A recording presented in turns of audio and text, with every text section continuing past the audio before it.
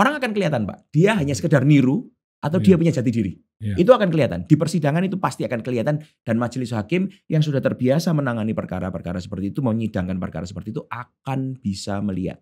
Ini orang sekedar niru apa enggak.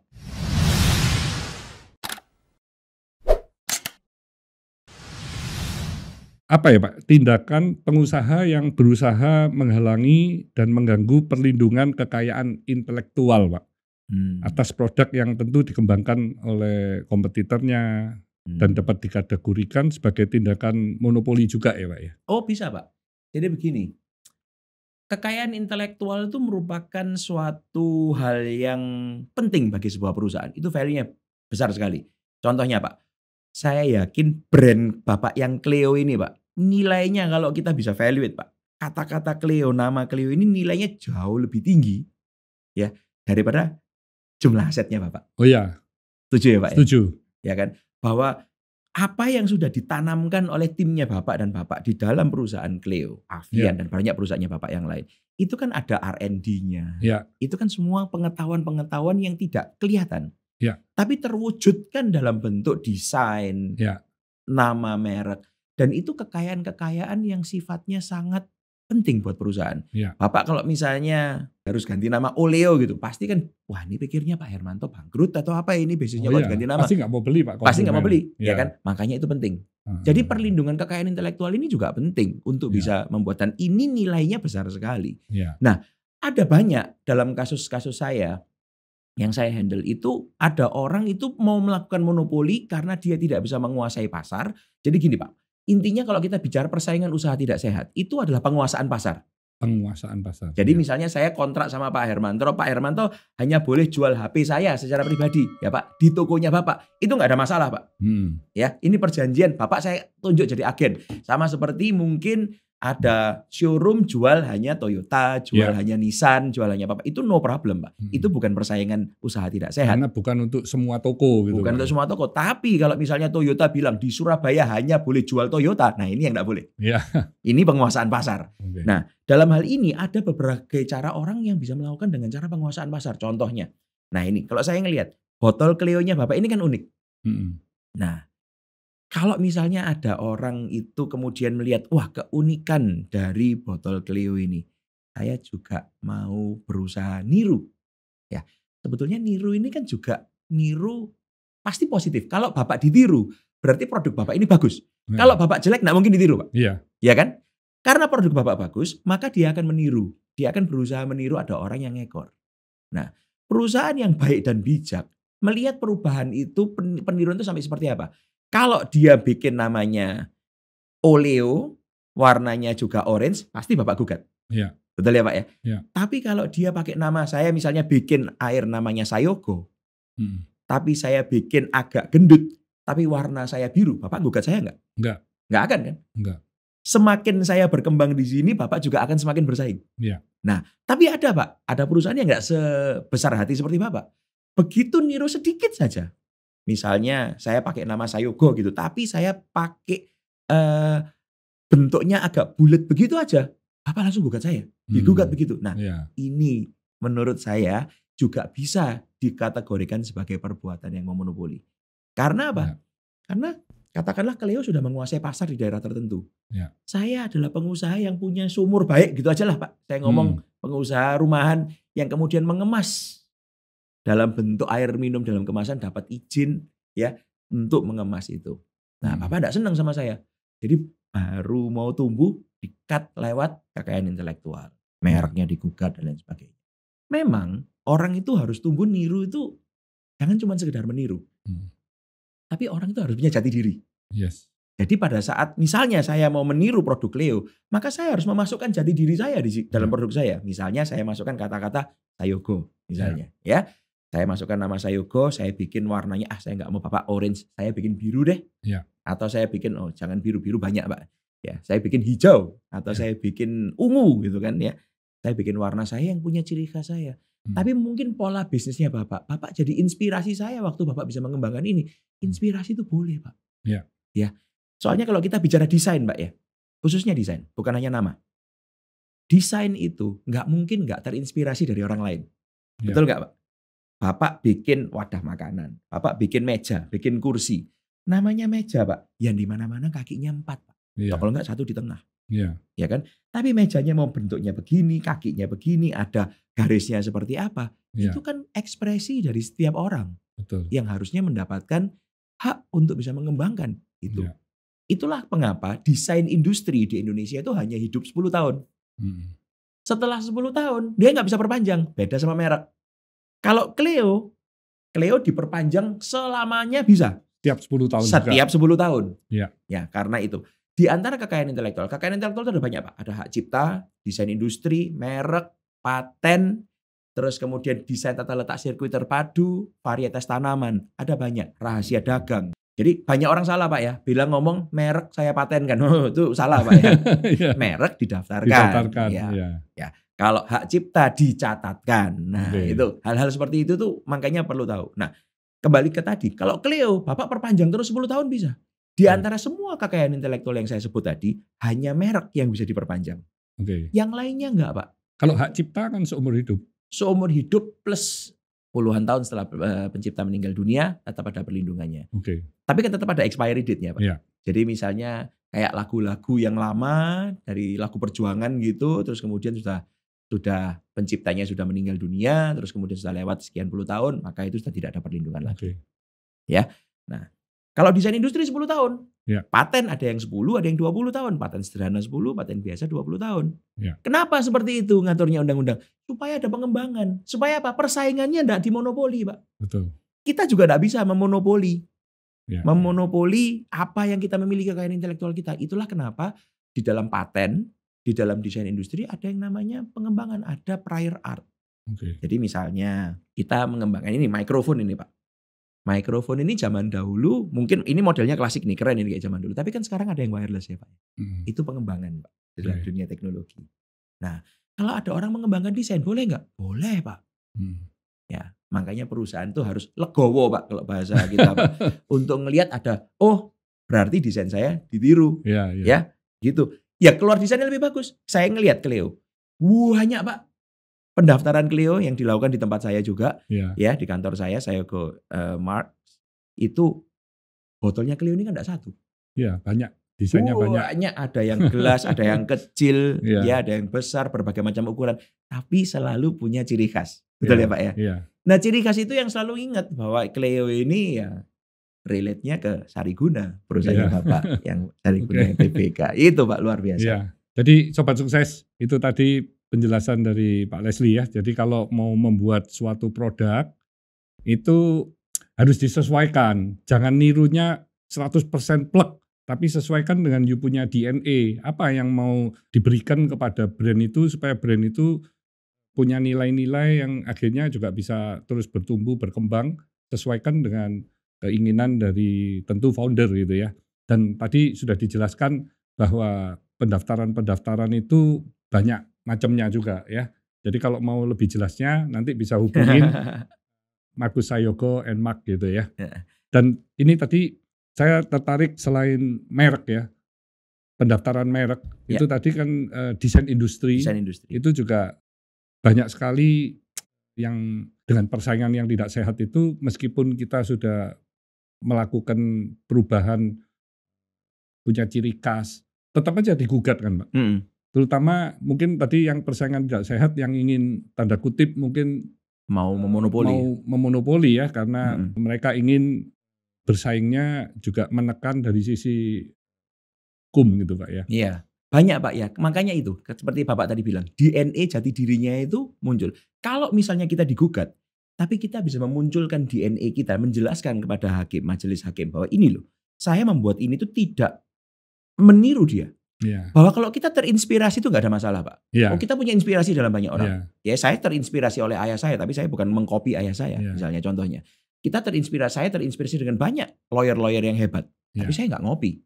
Itu kan saya mempunyai jati diri saya sendiri. Kalau pebisnis itu mempunyai jati diri, maka dia bisa menjelaskan di persidangan. Ini loh, seperti ini. Ya. Saya itu menciptakan ini terinspirasi sama dia, tapi saya tidak niru dia. Saya begini karena saya punya gini. Pandangan saya adalah seperti ini. Waktu saya menciptakan produk ini, saya berpikir seperti ini, memberikan kemudahan. Makanya saya twist desain yang ada di pasaran dengan desain seperti ini. Menjadi hal yang baik. Orang akan kelihatan Pak, dia hanya sekedar niru atau dia punya jati diri. Itu akan kelihatan. Di persidangan itu pasti akan kelihatan dan majelis hakim yang sudah terbiasa menangani perkara-perkara seperti itu, menyidangkan perkara seperti itu akan bisa melihat. Ini orang sekedar niru apa enggak. Dan lagi Pak, bisnis itu kita bicara daya tahan. Betul enggak Pak? Kan dilihat Pak, banyak perusahaan-perusahaan yang mau memonopoli dengan cara hukum, malah performanya jadi enggak baik. Fokusnya karena apa Pak? Ya kalau zaman bahasa sekarang ini julid Pak. Julid Pak ya. Jadi mikirnya itu yang negatif ya. Jadi fokus, wah ini orang ini niru. Fokusnya ke masalah hukumnya, nggak bisnis jualannya Pak. Akhirnya perusahaannya dia akan suffer. Kualat itu Pak. Bisa kayak begitu Pak. Perusahaannya bisa suffer Pak. Gitu. Nah, pengalaman adalah tentang kumpulan perjalanan kehidupan yang telah terlewati. Dari setiap perjalanan pasti memiliki checkpoint-nya sendiri. Untuk mencapai checkpoint tersebut seringkali terasa mudah, namun tidak jarang harus terseok-seok. Masing-masing dari kita pastinya mempunyai perjalanan dan checkpoint yang berbeda. Masih melekat hangat dalam ingatan bagaimana seorang Hermanto Tanoko kecil di usia 5 tahun yang baru senang-senangnya mendapat uang angpau saat Imlek diberi tawaran mempergunakan uang tersebut untuk dibelikan tepung terigu yang harganya mau naik. Saya saat itu mengiyakan ajakan papa mama untuk menginvestasikan uang angpau tersebut.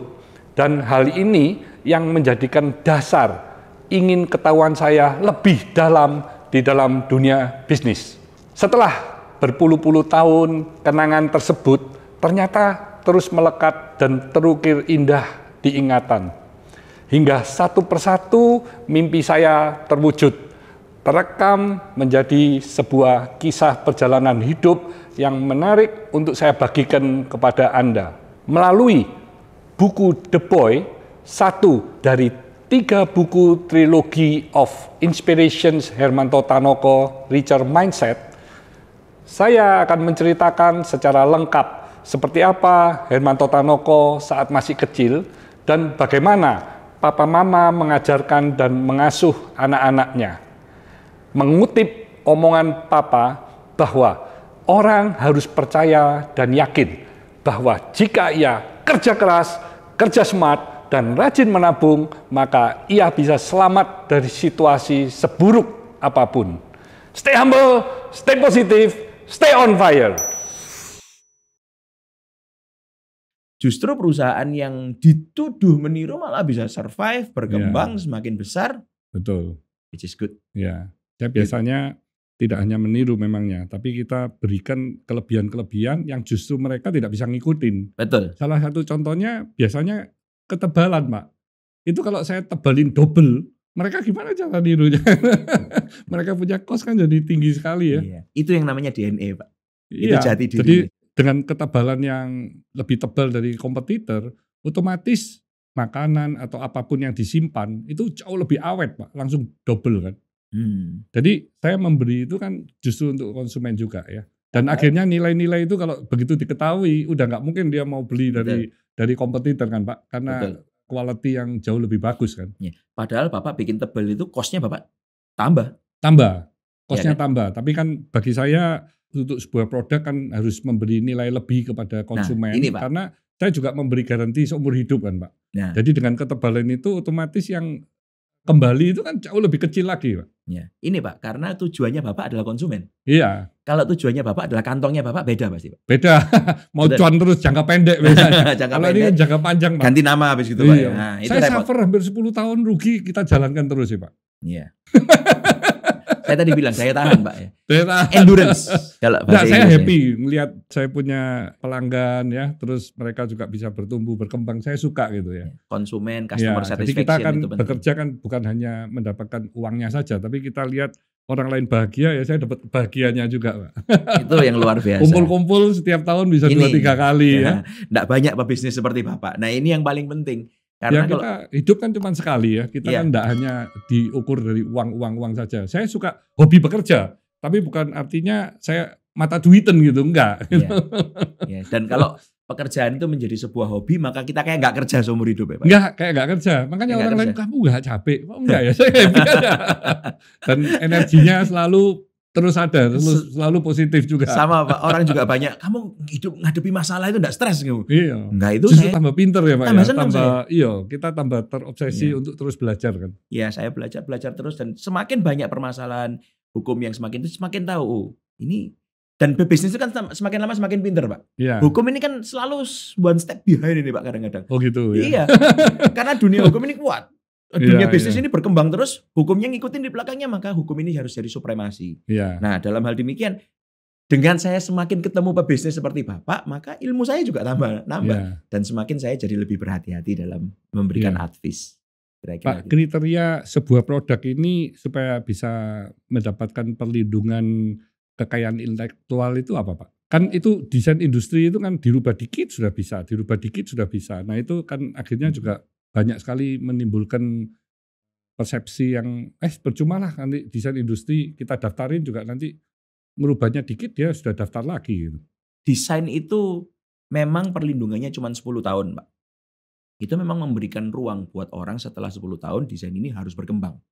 Nah, jadi memang perkembangan ini memang ada. Nah, kalau misalnya kita punya perubahan dari produk kita sendiri, maka setiap perubahan itu harus ada kita daftarkan. Jadi gini, kalau Bapak cuma punya botol satu gitu ya, Bapak nggak melakukan pendaftaran di botol yang lainnya, maka Bapak akan kalah sama kompetitornya. Ini Bapak yang nggak siap bersaing. Justru spirit bersaingnya Bapak ini justru bisa menunjukkan Bapak ini punya banyak perlindungan. Ya, perlindungan hukum ini, tapi Bapak nggak pakai sebagai alat untuk itu. Ada orang mirip sedikit Bapak gugat, mirip sedikit Bapak gugat. Selama itu tidak mengganggu dan tidak merusak pasarnya Bapak, semakin berkembang. Karena perusahaan itu kalau desainnya berubah dan didaftarkan perlindungan. Karena perlindungan itu semua bisa ngecek Pak ya. Semua konsultan kekayaan intelektual, bahkan kita masyarakat awam pun bisa ngecek apakah ini ada perlindungan hukumnya apa, enggak ada. Dan mereka jadi semakin berhati-hati. Kita boleh Pak, kita berkembang. Semakin banyak desain kita besarkan dan semakin banyak pendaftaran kita, maka orang untuk meniru dan mengubah sedikit kan juga semakin kecil Pak. Kalau kita sendiri sebagai pemilik desain, merubah sedikit itu males daftar. Ya membuat orang peluangnya semakin banyak untuk meniru Pak. Tapi kalau perubahan kecil ini kita daftarkan, maka peluang orang untuk meniru kita jadi semakin sedikit. Kita jadi market leader. Itu boleh. Market leader boleh. Ya, market owner yang enggak boleh Pak. Jadi kita menguasai semuanya, pangsa pasar yang enggak boleh. Silahkan supaya engkau mengembangkan desainmu dari tempat yang lain dengan caramu sendiri, DNA jati diri perusahaan sendiri, silahkan. Kita DNA-nya begini. Bapak nggak mungkin Clio-nya Bapak ganti jadi putih atau Bapak jadi biru, nggak mungkin. Selamanya pasti akan orange. Atau kalau yang glass ya pasti akan bening ya. Tapi kan nggak mungkin Bapak mengubah jati dirinya Clio yang sudah logonya warnanya orange tiba-tiba jadi kuning, jadi merah, jadi biru, jadi lain sebagainya. Ya itu jati dirinya. Tapi pengembangannya Bapak banyak sekali membuat orang itu jadi semakin sulit untuk ngekor. Ya, kalau semakin sulit untuk ngekor dia akan buka caranya dia sendiri. Makanya mungkin Bapak pelopor ya untuk air reverse osmosis ini Pak ya. Ya, air RO ini pelopor juga mengembangkan. Desain yang untuk itu industri yang untuk handle. Kan ya. Itu juga betul. Pioner Pak. Nah, terus tutup non-spill itu juga luar biasa. Ya, itu paten Pak. Itu paten ya. Paten Pak. Bapak punya selain paten. Desain industri paten juga ya. Paten. Nah, paten. Nah, gini, saya jelaskan aja supaya sahabat-sahabat ini nggak bingung. Kalau kita bicara paten Pak, itu pengembangan teknologi Pak. Nah, seperti contohnya galonnya Bapak yang ada handle-nya. Itu perkembangan dalam dunia teknologi yang memudahkan manusia untuk angkat galon. Betul. Di Indonesia di mana-mana tidak pernah ada yang bisa seperti itu dengan kekuatan yang menggigit seperti itu. Dengan itu secara teknis kita jelaskan dan kita daftarkan Pak patennya. Penemuan paten itu adalah suatu invention Pak. Itu paten. Kalau desain industri itu packaging Pak bentuknya. Secara kasat mata secara keluar. Dilihat ya bahwa bentuknya itu bulat, bentuknya kotak, bentuknya segala macam. Nah, itu merupakan desain industri. Kalau merek itu tanda. Tanda. Merek ini yang lebih umum. Yang paling umum. Yang orang Clio, Sayugo, Hermanto, paling Tanoko. perhatian itu di merek aja. Ya, orang taunya merek. Nah, itu merek. Jadi nama, tanda dalam bentuk 2 dimensi, 3 dimensi itu merek. Nah, kalau hak cipta itu seni Pak. Seni apa? Kaligrafi, puisi, lagu, musik ya. Yang akhir-akhir ini banyak sering kita dengar di masyarakat larang-melarang menyanyikan lagu gitu ya. Nah, itu kita juga sering dengar, oh ini enggak boleh nyanyiin lagu ini enggak boleh nyanyiin lagu karena ini. Ciptaannya. Karena itu ciptaannya siapa tertentu. Nah, itu hak cipta. Jadi hak kekayaan intelektual itu meliputi ini. Kalau kita bicara handphone ya Pak ya. Mereknya handphone ini, handphone saya Samsung nih Pak ya. Mereknya Samsung ya, itu merek. Ya. Teknologi HP di dalam ini ada pelindungan patennya. Oke. Model kotaknya, peletakan kameranya itu desain industri Pak. Ya, software di dalamnya merupakan karya tulis yang dilindungi oleh hak cipta. Oke. Jadi di dalam satu produk ini melekat kekayaan intelektual macam-macam yang masing-masing perlu didaftarkan. Kalau enggak, ya akan saling, apalagi kalau bergerak di bidang teknologi, kita tahu sendiri Apple sama Samsung, wah serang-serangan terus Pak. Betul. Desain semuanya, desain industri, terus kemudian patent, saling serang menyerang untuk bisa menunjukkan siapa yang penemu terlebih dahulu, siapa yang menggunakan terlebih dahulu. Ya. Nah itu, siapa yang mendaftarkan terlebih dahulu juga. Kalau nama Apple sama Samsung nggak mungkin berantem, karena satunya Apple, satunya Samsung gitu misalnya ya, iPhone sama Samsung. Tapi yang produk-produk handphone yang menguasai pasar sekarang kan dari China Pak. Dari China Pak. Kok dia nggak pernah konflik ya dengan Samsungnya? Konflik Pak. Oh juga sama ya? Konflik Pak. Di beberapa karena negara. Android kan, mereka kan masuk Android. Repot Pak, kalau gugatnya di China yang menang yang China, gugat di Korea yang menang yang Korea Pak. Repot Pak. Iya. Tapi di Indonesia bebas ya, masuk semua kan di sini. Oh masuk, Indonesia free market. Jadi kita juga harus siap bersaing. Ya ada beberapa saya ngeliat juga produk-produk lokal loh Pak, Indonesia. Produk import tapi memakai brand Indonesia. Iya, ada juga yang mengembangkan di sini sih Pak. Ada yang juga mengembangkan di sini. Karena teknologinya kan cepat sekali ya kalau elektronik ya. Ya harus siap-siap chipsetnya, harus luar biasa. Dan apalagi berita terbaru Amerika itu menggelontorkan banyak dana untuk investasi di bidang chipset di Indonesia. Nah ini menjadi satu pengembangan positif yang menarik ya, pemerintah kita berhasil memasukkan investor ini luar biasa. Luar biasa. Ini akan menjadi hal yang positif. Persaingan akan semakin banyak. Bagaimana cara kita bersaing itu yang harus dibudidayakan. Iya. Sebenarnya persaingan usaha tidak sehat ini kan juga muncul karena pemilik tidak yakin dengan bisnisnya ya Pak ya. Iya. Jadi dia menjadi takut dengan kompetitornya. Jadi seharusnya itu tidak menjadi masalah ketika kita memberikan nilai-nilai kepada brand kita ya Pak ya. Iya, betul Pak. Jadi kita nggak harus yakin Pak. Salesman yang baik itu adalah salesman yang sangat yakin sama produknya. Betul ya Pak ya. Betul. Kalau Bapak nggak yakin sama produk yang Bapak jual, Bapak nggak yakin Clio ini adalah baik untuk kesehatan, bisa dinikmati masyarakat. Nggak ada nilai tambahnya buat apa? Plug gitu aja. Iya, nggak ada gunanya. Jadi kalau kita yakin sama produk kita, nggak perlu takut untuk bersaing. Iya. Gitu. Ya memang persaingan yang sehat harus begitu ya. Kita nggak bisa cuman asal-asalan aja. Karena kalau asal-asalan ya brandnya ini seperti anak ini Pak. Betul. Anak yang kita mau tumbuhkan dengan sehat dan kuat gitu ya. Iya. Dan ini sudah generasi kedua ya Pak ya? Ya, diteruskan oleh anak-anaknya Bapak ya Pak ya. Yang mengawali mungkin Bapak sama Bu Sandra dulu pertama kali Pak. Ya, Bu Sandra yang kepingin, saya masih ingat saya ketemu sama Bapak di Australia, Bapak cerita sama saya. Oh saya mau bikin air gini-gini nih. Saya masih gak ngerti apa-apa waktu itu Pak. Puluhan tahun yang lalu Pak ya. Terus kemudian akhirnya ada dan ini. Nah kalau saya Pak menyebut Clio ini bukan hanya sekedar merek Pak. Bukan hanya sekedar trademark. Tapi saya menyebutnya ini legacy trademark. Oke. Ya, mungkin banyak orang enggak tahu. Apa bedanya Pak? Nah, kalau trademark itu ya kita sekarang mendirikan merek gitu ya, nama merek kita mendaftarkan merek. Tapi kalau legacy trademark ini adalah merek yang diteruskan terus-menerus oleh generasi-generasi berikutnya. Ya. Yang tidak akan pernah mati. Seperti tadi saya bilang, merek itu bisa diperpanjang terus. Nggak akan mati Pak, selama diperpanjang. Pada saat dia diperpanjang, dia ini menjadi legacy untuk generasi-generasi berikutnya. Contohnya nama kantor saya, Markus Sayogo. Siapa sih Pak yang mau niru nama Markus Sayogo? Tapi saya daftarkan sebagai merek. Karena nama merek itu, nama Markus Sayogo itu bukan hanya sekedar nama orang.